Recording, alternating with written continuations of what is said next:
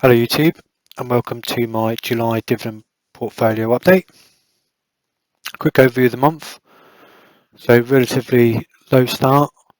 Put my money in quite early on the month and had a pretty good run. And then towards the end of July, really sort of rocketed up. Sort of give me 2.5% return, which is really good. And then obviously we're in August now. Trump and his tariffs blowing things around. But that's that really. Looking at my top 10. A little bit of a change here, so BP's come up quite a bit. But apart from that, pretty much static from last month. So let's have a view of the portfolio as a whole and see what there is to talk about. I think Apple had a reasonably good month. They went to the White House, didn't they? And then that sort of had a nice little rocket up after that. So relatively happy with Apple. That gave me quite a few quid. What else? Yeah, BP. BP's had an amazing run of things just lately this month.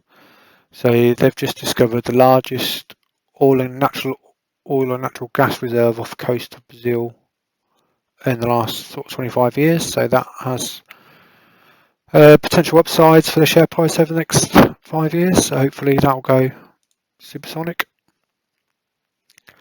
Caterpillar had a nice little upturn going through the month. I was hoping I was going to get $450 because I've got someone want to sell in another portfolio. Sort of peaked out sort of 440-ish, and then had a drop off. So kind of missed that window. Story of my portfolio sometimes. What else? Well, the Bank of England cut interest rates in the UK, so it's gone down another 25 points. So it's now sitting at like 4%,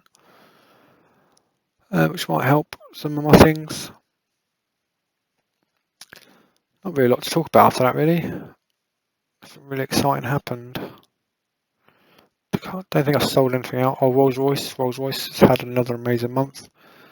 So just sitting below the £10 mark, and then a bit of rocket up. I think at one point that was above £11 a share. So yeah, doing amazing on that. Should sell them. I don't know. Kind of like them loads. Again, oil as a whole sort of had a prosperous month. So really pleased with my oil stuff.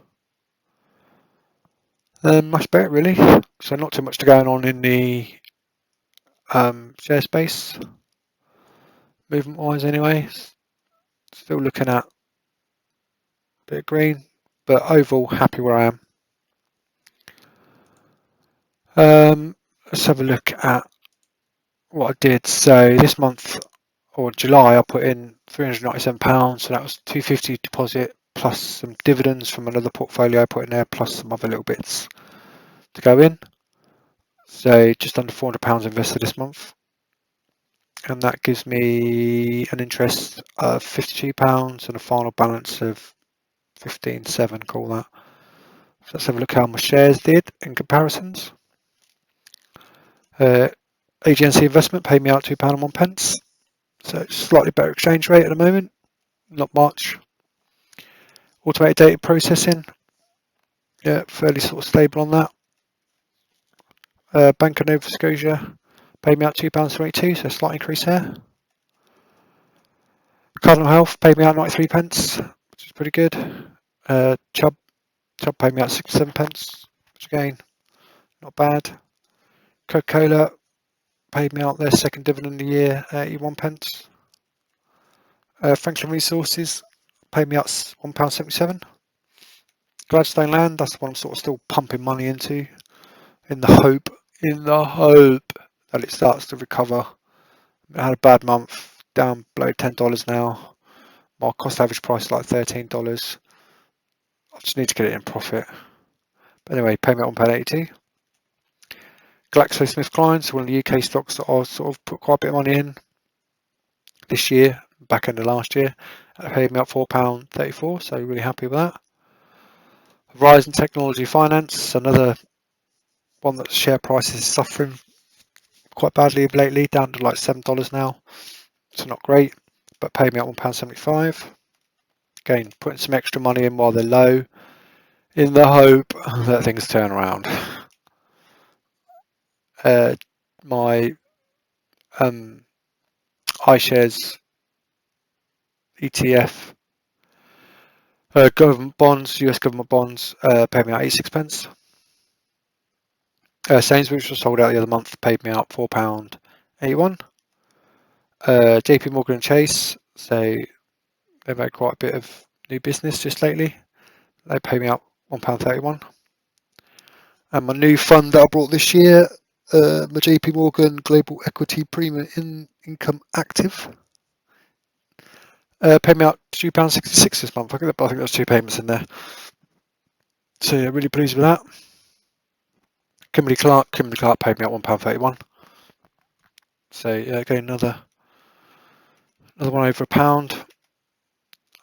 So I'm starting to get more and more over £1, which is where I want to be, because come to the end of this 5 years, I expect them all to be over £1 already. LTC Properties, so my first royalty, sort of, yeah, it's royalty, retail, it's a REIT, don't know, lost words there. £1.26, so not too bad.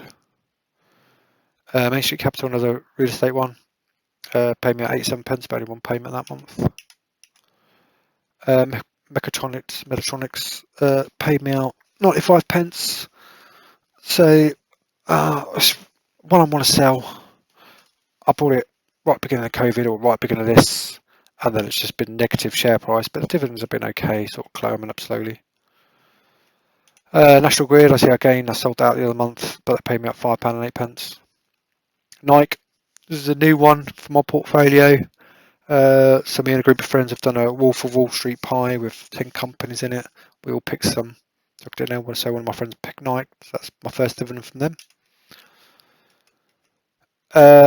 So my PIMCO bonds paid out 95 and 96 respectively. So yeah, not bad. It's not quite sticking above the pound mark, but I can't be too disappointed. Prospect Capitals, this is another one that's had a really bad time share price wise. Probably not a good investment, but again, I keep pumping money in it each month to try and bring my cost average down. But it is reflecting the dividends, so nearly £3 there, £2.97. Royalty income, this is the one I sort of stuck loads of money in nearly a year ago now, when it was suffering share price. Share price recovered, but I'm still getting done with exchange rate. So exchange rate is quite bad at the moment between US dollar and UK sterling pounds, but still not a bad rate of return there at £2.66. Severn Trent, that's another UK utility firm. I sold that out the other month as well, but that paid my dividend of £3.14. Stag, stable, sort of 50p, been 50p all year. Even though I do invest in that every month, but it's just stable in it. Is what it is.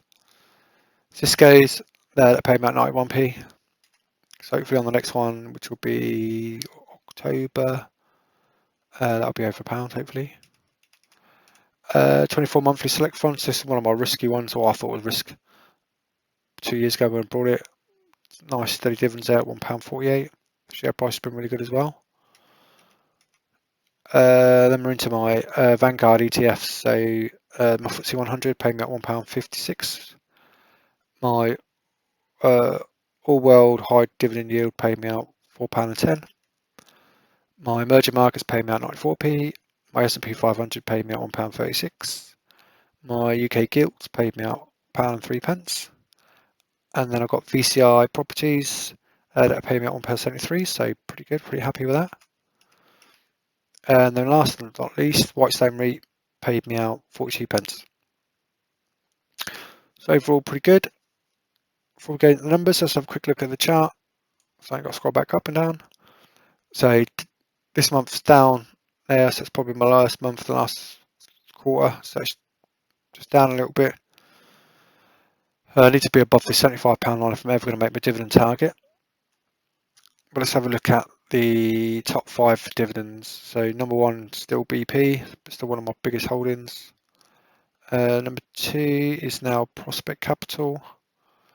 Number 3 sort of tied between Shell and HSBC.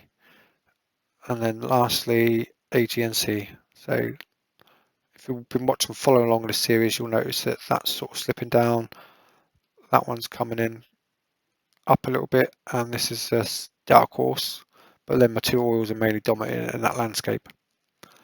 So overall, yeah, pretty happy. Right, let's have a look at the numbers then. So I've got a total of £61 in dividends this month. So that was a tenner more than interest. So that's good news. My portfolio investment was 19. So what's that? 4k, nearly 4k above the ISA. So again, pretty good. My return on investment has been running at 19%. So that includes dividend returns. So again, really happy with that. My dividend yield, so dividend yield on cost is now nearly 9%. So nearly gets that 10% mark.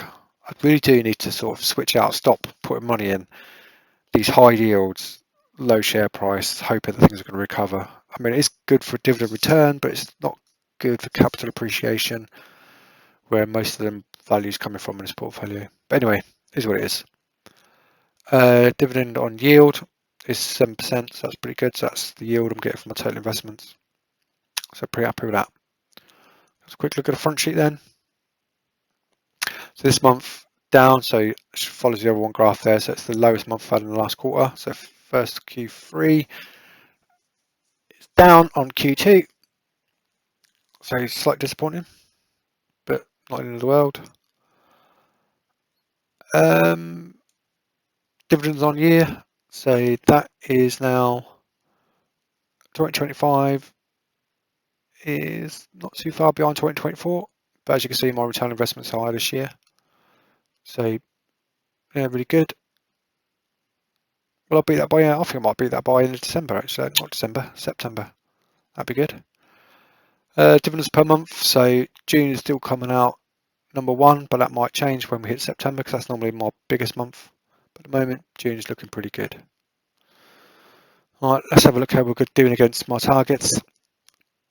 So I am for the 50k, still on for like 10 years. So still double where I am now, which is a little disappointing, but things happen, didn't they? Didn't expect things to take the turn they did over the last few years. But dividends per year, so I'm over halfway through the year now, and I'm under halfway through the target, so I think that's going to be a red metric this year. Capital growth, so predicted to be £550, double that, so that's really good. That's on target. And then fund target at the end would be 20,500. I'm about £700 behind that, so yeah, should make that with the deposits going in if things remain stable for the rest of the year, which are unlikely to. Anyway, that's the end of this month's sort of quick update. Hope you've enjoyed it. If you have, please give me a thumbs up. It really helps my channel out, and consider subscribing. Okay, cheers guys. See you next time.